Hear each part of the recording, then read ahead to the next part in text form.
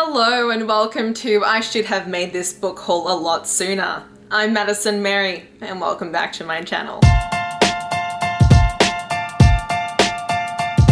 So I really should have made this book haul a lot sooner. I was gonna make it like a couple months ago and then I got distracted and never did it, and then I accumulated more and more books and then it's just gotten out of hand and I don't know what to do anymore, so this is gonna be long. I'm only gonna give you like 1-sentence summaries of these books. Additionally, none of the historical romance that I have bought will be in this because I do separate historical romance book hauls. I already have 2 out. A third one will come eventually because I seem to have a problem buying historical romances, and also mangas are not featured in this either because I do separate manga collection updates, and also arcs will not be featured in this. But what you will be seeing is 3 different parts. The first part is going to be books that I have bought myself since the beginning of this year, books that I have gotten from publishers or authors since the beginning of this year, and then also all the books that I've gotten in book boxes. Now, there's a difference between the books that come in the book boxes and the books that I buy exclusively from the book boxes. I'll explain when it comes time. Okay. So without further ado, let's get into the books that I bought myself. We're gonna start with 3 middle grade books that I bought myself this year because I decided I wanted to.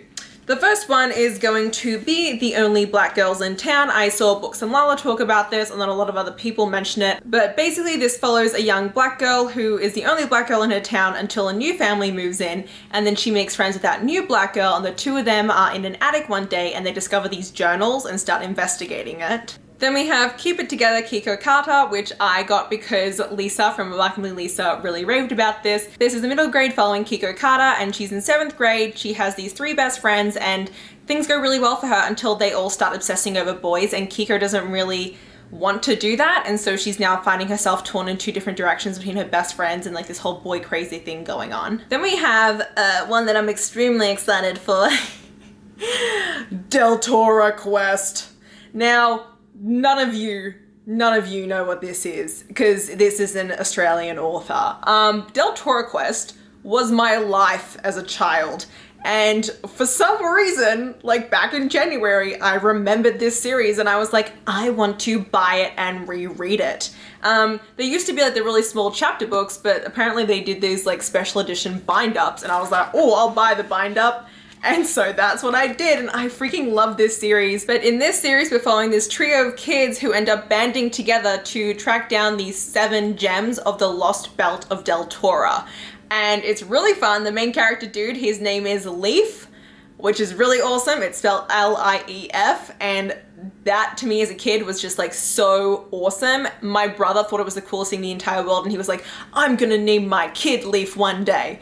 I doubt he wants to do that anymore, but back then it was like the coolest shit on the block. And now onto the YA books that I have purchased. We Hunt the Flame, which is an ancient Arabian inspired fantasy series, well, duology. So we have Zafira, who is a hunter, and she disguises herself as a man at nighttime to feed the people through the cursed forest. And then we also have Nasia, and he is the Prince of Death, and he is an assassin who rejects his father's, ruling. And Zafira ends up going on a quest to recover this lost artifact that will bring magic back to her people, but then Nasia is sent to actually assassinate her and find the artifact himself for the Sultan, so that's what this one is. We have Cemetery Boys by Aidan Thomas. This is the Barnes & Noble exclusive edition, which is very gorgeous. So we're following Yadriel and his family. There's 2 types of magic. There's the Brujo magic and the Bruja magic, and Yadriel is trans, and so he is a Brujo. However, his family refuses to believe that he can actually harness the Brujo magic, and so he decides to try and prove his worth as a Brujo by raising the ghost of his murdered cousin to set him free. But he ends up messing it up, and he actually ends up raising the ghost of the resident bad boy of his school who died instead. We have 1500 Miles from the Sun, which, oh my god, can I love this one so much. Okay, so we're following Jules, who lives in Texas. He has an quite abusive household that he lives in, and also a not very open household that he lives in. And then when he is outed, he freaks out because his family does not really accept him for that, and a lot of people are stereotyping him, and there's a lot of difficulties that he's going through, but once he is outed, he can kind of actually live his gay life. And then one of his Twitter mutuals ends up sliding into his DMs, and they end up starting this online friendship that then turns into an online romance, and it's like a whole long distance thing, which is really cute. There are sucker gays in this. So it's like a really cute romance, but there's also like a lot of tough topics in this. Then we have a song of Rates and Ruin, and in this one we follow Malik, and his sister is abducted by these spirits, and the only way he can get her back is by making a deal with them to kill the crown princess. But the crown princess, Karina, has her own ambitions because her mother has just been assassinated, and now the whole court is in mutiny, and so she is determined to find magic to resurrect her. Then we have Jack of Hearts and Other Parts by Elsie Rosen. I really am excited to read this because a couple years ago when this first came out, everyone was raving about it, and this is an extremely sex positive story. It doesn't actually have a romance at the center of it. It's more so just growing up queer, and we're following Jack. He is unapologetically gay and unapologetically sex positive, but then one day he starts receiving these really creepy text messages and like letters and stuff, and it seems like someone's really stalking him, and so it's like his friends and him having to track down and like figure out what's going on. And then I have some sequels from book boxes. So we have Red Tigress, which is the limerick edition, which is the sequel to Blood Heir. Then we have Bone Cries Dawn, which is the sequel to Bone Cries Moon, and this is a retelling of Les Dents Blanches. Then we have Rule of Wolves. This is self-explanatory. And then also like sequels that I bought from book boxes, we have Dreams of Gods and Monsters and Days of Blood and Starlight. Why are these still in the packaging? Because I don't have room on my shelves, okay? And so I'm like, well, they need to be transported anyway. And I'm also waiting to see if I even like the first book in this series. But I was like, if I do like the first book in the series, then I need to have the next two in like these editions to match. But if I don't like the first one, then I can just sell all three of them together. So like it all hinges on if I like the first book in this series, which is Daughter of Smoke and Bone, which I got in a box, but I'll get to that later. I also have the hardcovers for Shadow and Bone, Siege and Storm, and Ruin and Rising. I own these in paperback already, but I bought the hardcovers because there's a company that I rep for known as Wicked Fairy Tale Co, and they are doing exclusive dust jackets, and I was like, ooh, I need to get the hardcovers so I can put the exclusive dust jackets on them. So I bought the whole trilogy. I'm not going to show you it all because, well, one of them isn't even here. I accidentally sent it to my old apartment in Indiana, so my friend has it. So while I read an arc of this book last year, I only bought the physical copy this year, and that is Beyond the Ruby Veil by Mara Fitzgerald, my favorite book of 2020. This is about a chaotic lesbian who decides that she's going to kill everyone to get what she wants. We also have my 3 editions of A Court of Silver Flames. This is my Barnes & Noble exclusive edition. I also have the tour edition, and then I just have a regular edition that came with my Illuma crate. Then on to new adult, we have The Traitor Queen by Danielle L. Jensen. I adored the first book in this series, which was The Bridge Kingdom. So in this one, there are 12 princesses who are raised in seclusion as assassins and spies, so that one day one of them would be picked to marry the king of an opposing kingdom to infiltrate and bring him down. And we are following, what's her name? Lara, and she ends up being the chosen princess who goes to this enemy kingdom to become the spy and to find out like all the inner workings, but she ends up falling for the king instead. We then have Lauren Less by Carla Nicole. Oh, sexy gay vampire romance. Yes, it is slow burn, it is hella queer, literally all the vampires are like bisexual and pansexual, and it is slow burn, and then when it finally like, you know, things kick off, it gets very steamy. We have The Friend Zone by Happy Jimenez. Oh god, that's gonna mess with my white balance really bad. This is about a woman who is infertile and she ends up falling for this guy. I've heard mixed reviews for this book, but I still got it. We also have Enjoy the View by Sarah Morgenthaler. This is the 3rd book in her, what is this series called?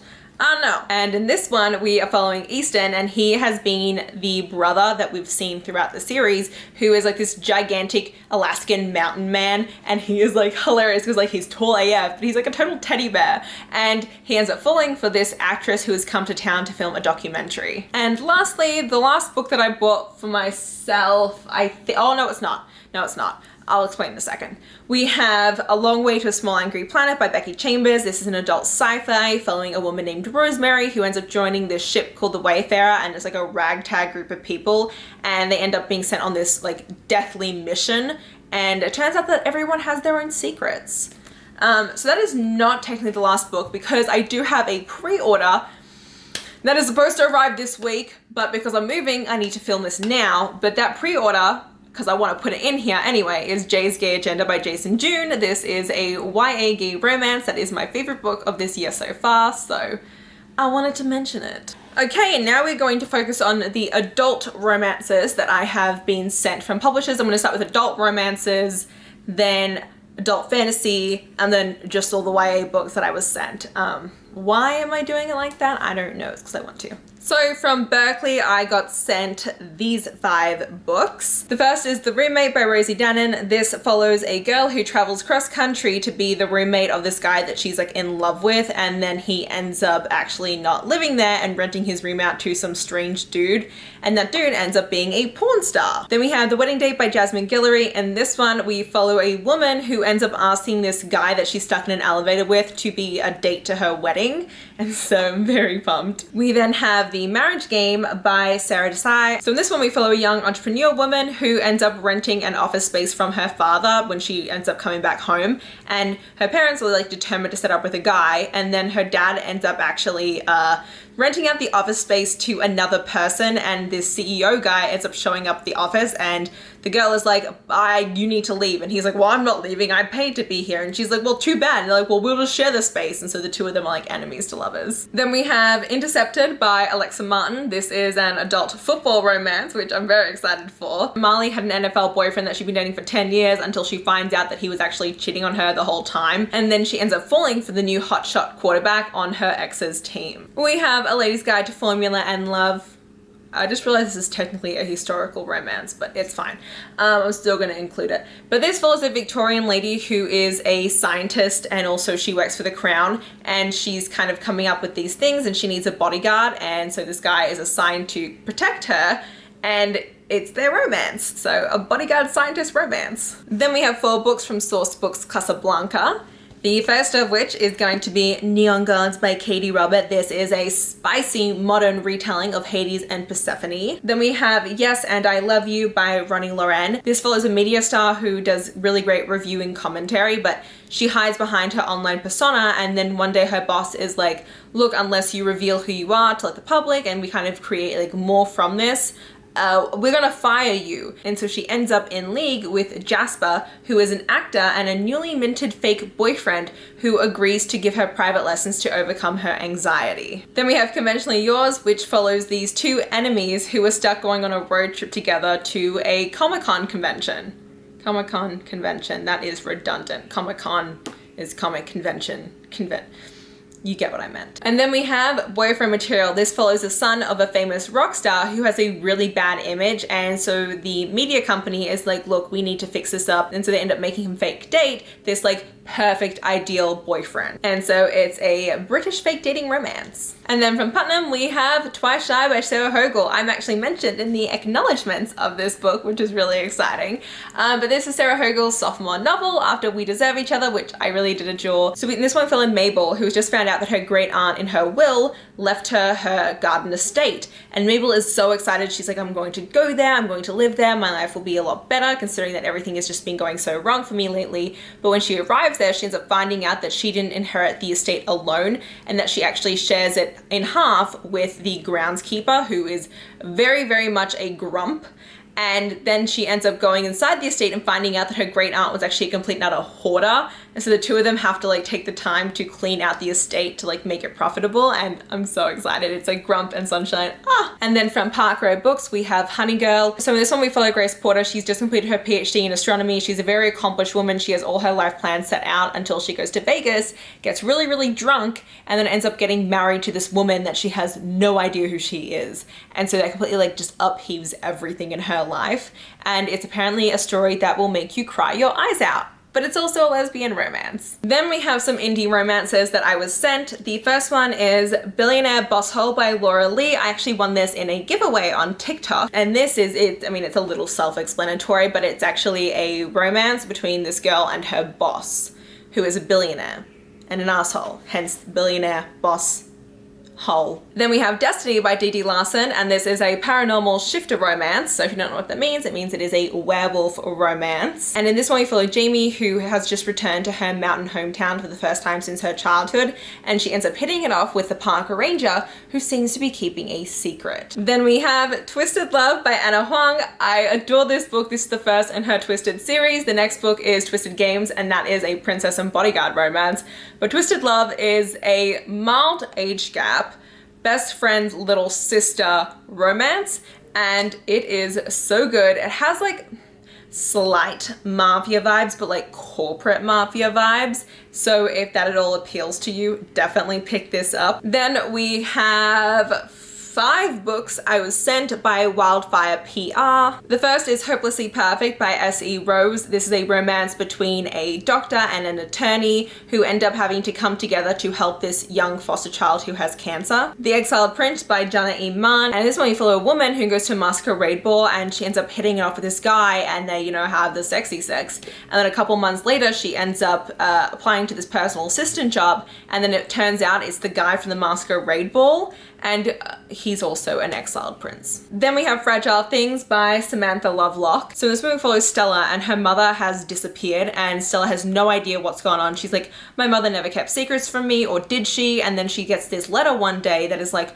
we can tell you what really happened and the truth about everything, come to this town. And when she gets there, she ends up meeting Poe, and I don't know who he is, but that's what I do know. And then we have Love and Hockey and Blind Pass by Monty J. This is a hockey series. The first one is a age gap romance, and I mean like an immense age gap. So it's between a girl and her dad's teammate, and the romance actually starts when she's like very young, and you follow them throughout the years as she gets older and older. Nothing happens until she is of age, but just do know that like it's like a true age gap throughout like the years. So in this one we followed the resident bad boy of the NHL team. He was always the life of the party. He was addicted to a lot of drugs and alcohol until 5 years ago there was a massive accident that cost the life of his best friend, and ever since then he has been trying to redeem himself, and present day he ends up being reunited with his dead best friend's sister, and it's their romance. Then we have some books I was sent by D.L. Blade. This is new adult, these are YA, so I'll start with the new adult. This is The Sea of Zamira, and it is a fantasy pirate romance. So in this one we follow Nola, and she is a siren who has never actually had the chance to, you know, develop her siren abilities and use her tail because the king has outlawed magic. And so after 20 years of training by her father, she has decided that she is going to set out on sail and find the elfin people to recruit them to overtake the king. And so she ends up stowing away on this pirate ship and then is caught by the captain. And so now we will transition into YA, since, you know, I'm already with D.L. Blade. And this is D.L. Blade's The Chosen Coven series. In this one we follow Mercy, and she has lived all her life not knowing that the day that she turned 18, magic would begin stirring inside of her. And then this mysterious stranger comes to town named Caleb, and he ends up revealing to Mercy that she is actually from an ancient line of witches who are destined to defeat vampires.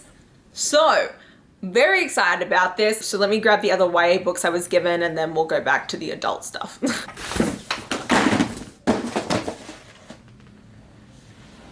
I hate book hauls. Why do people film them? They're literally the biggest pain in the ass to film. Okay, so let's start with the books that I was sent from Inquires. The first set I got is actually a trilogy, and that is the Shadow of the Fox trilogy by Julie Kagawa. I read the first book, Shadow of the Fox, when it first came out, but never actually continued on with it, so I'm super excited to have the whole trilogy now. So in this one we follow Yumiko, and she is half kitsune, half human, and she has been tasked with protecting this ancient scroll, and she ends up doing that with the help of this young warrior who is in possession of a demon sword. Then we have These Feathered Flames, which is a retelling of The Firebird, and we follow these two sisters who have been trained separately since birth to one day take the throne. One of them has been trained in court to become the proper queen as she is, and the other one was sent to go live with her aunt to learn firebird magic. And then when the queen mysteriously dies, the two girls are then sent to compete against one another. Then we have some books that I was sent by Tortane. The first of which is Victory is Greater Than Death. This is a YA sci-fi. This one follows... I never opened this! What? That is some sick end paper. What? That is so cool. I had no idea it was like that. That is awesome. So in this one, we follow Tina, and she is the hidden clone of a famed alien hero left on Earth disguised as a human to give the universe another chance to defeat a terrible evil. And so when the beacon activates for her to assume her new identity, she's unsure if she can actually help prevent this war and take on the role of this alien commander. We also have A Song Below Border by Bethany C. Morrow. I was also sent the sequel to this, A Chorus of Roses, but that was an arc, so not featured here. But this follows a young black girl who is also a siren, and in this society, sirens are hunted for who they are, so she must keep her identity a secret until there is this siren murder trial that ends up rocking the nation, and she ends up accidentally letting out her siren power, and her identity is revealed. Then we have The Stolen Kingdom. This is by Gillian Boheim. We are following a kingdom that is currently suffering under the rule of the Thungrave Kings. Marlith is a vintner's daughter, and she has no idea that the magic that is secretly hiding inside of her is a sign that she is part of a secret bloodline that is actually supposed to be rightfully on the throne. And then she ends up being pulled into a plot to murder the king and to bring down their regime. And so there begins this cat and mouse game between Marlith and the king's second son, who actually wants nothing to do with the throne. So yes. We also have the Dark Shore series by Danielle L. Jensen, who I mentioned earlier with the new adult series. This is her YA series. So in this one, we follow Tiriana, and she is a pirate who ends up breaking her people's mandates so that her best friend can escape an unwanted betrothal, and it ends up having devastating consequences. And then we follow Marcus, who is the commander of the 37th, which is a notorious legion that has led the Selendor Empire to conquer the entire East, but he is actually protecting his true identity that no one actually knows. But then an Empire senator ends up capturing Tariana's crew and threatens to reveal Marcus's secret, and so the two of them end up having to team up together to take everyone else down. Then from Little Brown, we have Daughter of Sparta by Claire M. Andrews. This is a retelling of the Greek myth Daphne and Apollo, and it has a feminist twist on it. And then we also have Incendiary, which I feel like a lot of people who read this book absolutely adore it, so I'm super excited to get to it. And this one we follow Renata, who was captured as a child by the king and was used because she is actually a memory thief. And so working under his thumb, she ended up killing thousands of people. But now she works as a Whisper, who is a rebel against the king. But when the commander of her Whisper unit is taken captive, she must finally confront the king who took her so many years ago to save him. Then from Quiltree, we have The Meet Cute Diary, which I've talked about in other videos, but this is a trans romance between this guy named Noah, who has a very popular Tumblr account where he posts trans meet cutes, but it turns out that those are all fake and he just writes them himself. And when a troll comes and actually threatens to reveal that all these meet cutes are false and that it could ruin his entire social media presence, he ends up getting the help of this other guy to fake date him so that they can save the Meet Cute Diary. And then from Penguin, we have Heartbreakers and Fakers by Cameron Lund. In this one, we follow Jenny, and she has like a really great boyfriend, and her best friend, Olivia, also has a really great boyfriend, and the four of them are very happy. But then she gets super drunk during the first annual summer party, and when she wakes up the next morning with no memory, it turns out that she actually ended up making out with her best friend's boyfriend. And so the two of them end up deciding to fake date to prove to everyone that like their cheating wasn't like a mistake and that they're truly in love. I can see why some people think that the cheating aspect of this could be an issue, but it does remind me of a book that I read when I was in like middle school, and I really loved that book, so I think I'm probably gonna really love this, depending on how everything is handled. It has a lot of potential for me. And then from the author, I was sent All the Tides in Fate. This is by Adeline Grace, and I was sent this because I was on her street team for the first book, and I am actually mentioned as well in the acknowledgements of this book. And in this one, we follow Princess Amora, who has this extremely cursed magic, and she is set to inherit her bloodline one day, but when her magic goes completely awry, she ends up having to flee and go on a quest to prove her worth. And then from Wednesday Books, we have Better Together by Christine Richaud. This is Freaky Friday meets The Parent Trap, in which there are these two sisters who end up running into each other and finding out that they were separated at birth. And what ends up happening is that after they end up meeting each other, they end up switching bodies. And so I'm really intrigued to see how this one goes. A lot of my friends who have read this have had a lot of fun reading it, so I'm stoked. And then we have The Star-Touched Queen and A Crown of Wishes by Roshani Chachki. So this one we follow Maya, and she is considered cursed because her horoscope predicts death and destruction. And so her entire kingdom is very much like scornful of her until her father ends up arranging a marriage between her and the prince of a different kingdom. And so she ends up going there and becoming his queen. And she has finally found a place where she has a voice and that she's actually finding compassion with this new husband of hers. But it turns out that he's actually hiding some of his own secrets. And then from source books, we have Yesterday's History by Kosoko Jackson. And this is about a teen who gets a liver transplant, and then after the transplant ends up getting this time traveling ability, and then he ends up being in a love triangle because he ends up falling for a guy in the past and also falling for this new guy who is like his time traveling guru. And so, yes. And then we have Blader's Secrets. This is sent to me by Firewall and Friends. This is by Trisha Levenseller, and in this we follow Ziva, who is a bladesmith who can imbue her weapons with magic, but she has immense social anxiety. And so in one day, she accidentally creates an immensely powerful weapon for a warlord. She knows that she cannot let the warlord actually have the weapon, or else they will raise destruction throughout the entire kingdom. So she ends up going on the run with her sister, along with the help of a scholar and a mercenary. And then we have The Witch King, and this is set in a world where there are fae and witches, and the fae rule and the witches do not. And it's when we follow Wyatt, who is a witch, and he is betrothed to his best friend, who is a fae prince, Amir. But one night, Wyatt's magic goes awry and he ends up fleeing to the human world, and then Amir ends up tracking Wyatt down. And Wyatt is transgender. Wyatt transitioned when he came to the human world, and he's like, Amir, you can't marry me anymore. And Amir's like, oh, this doesn't mean anything different to me. Like, I still have to marry you. Like, if I don't marry you, the whole throne is in jeopardy. Like, I don't care. And then we have What Happened to Ellie Greenleaf. This is a YA contemporary that follows rape violence. And then we have Rules. This is not Rules for Vanishing. This is Our Last Echoes by Kate Alice Marshall, who also wrote Rules for Vanishing. And it says, in 1973, the 31 residents of Bitter Rock disappeared. In 2003, so did my mother. Now I've come to Bitter Rock to find out what happened to her and to me, because Bitter Rock has many ghosts, and I might be one of them. Okay, now that is all the YA books I need to get to.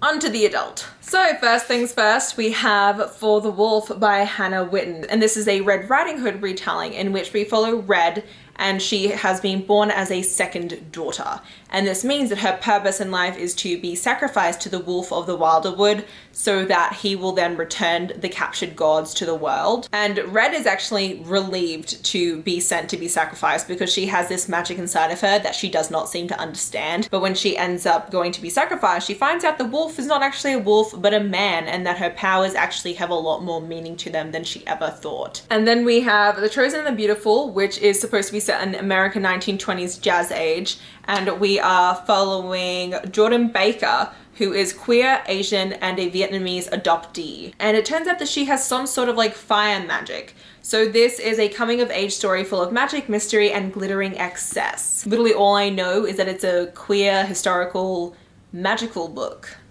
Then we have Winter's Orbit by Averina Maxwell. This is a queer space opera. So we're following Prince Keem, and he's considered the most disappointing of the minor royals and is also considered his grandfather, the emperor's least favorite grandchild. He is commanded to fulfill an obligation to marry a representative of the empire's newest and most rebellious vassal planet.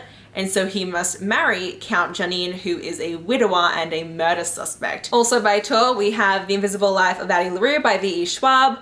I'm sure you all know what this one is about by now. So in this one we follow a girl named Addie LaRue, and back in France 1714 she made a deal with the devil to live forever. The only problem is that she made the mistake with the devil, and the fact is that every single person that she meets forgets her. Flash forward to whenever present day is in this, she ends up actually meeting someone who does remember her, and that's what this is about. Then we have The Wolf and the Woodsman by Ava Reed. This is a Hungarian and Jewish mythology based book. It follows a young pagan woman with hidden powers and a one-eyed captain of the Woodsmen as they form an unlikely alliance to thwart a tyrant. And then also from Orbit we have The Jasmine Throne. This book, my dad read it as soon as it was sent to me, and he read it in like 2 days and was like, this book is amazing, I need the next one now. And I literally turned to him and I was like, Dad, this book doesn't even come out till 2 weeks from now. And he goes, are you serious? And I'm like, Yeah, I'm sorry. So this one we follow Princess Malini, who has been trapped in a temple by her brother, and also Priya, who had to disavow her birthright and magic because of something horrible that happened in her past, and now she works as a maidservant in the temple, and the two of them end up teaming up together. So it's a sapphic romance between a maidservant and a princess, and some magic also occurs, and I'm very, very, very excited for this. And then we have two books that I was gifted this year. They were gifted to me by not V.E. Schwab over on TikTok, and that is Black Sun by Rebecca Ronhorst and Hall of Smoke by H.M. Long. So Black Sun is inspired by the civilizations of the pre-Columbian Americas, and it's woven into a tale of celestial prophecies, political intrigue, and forbidden magic. Honestly, you just gonna say celestial prophecies and I'm like, yes, please. And then in Hall of Smoke, we follow Hessa, who is a battle-hardened priestess of the goddess of war, who has the power to turn an enemy's bone to dust with a scream. Already super cool. But then she is banished for not obeying her goddess's command to murder this innocent traveler, and so in order to atone for her weakness, she must track him down. Okay, so those are all the books I was sent, I think. I hope. Honestly, I never know. I have so much stuff everywhere because I'm running out of space. Thank God I'm moving and I'm gonna get more space. But I think that's all I was sent this year so far. And so now we're gonna get to all the books that I got in book boxes. I don't want to show you the books I got in book boxes. Why am I doing that?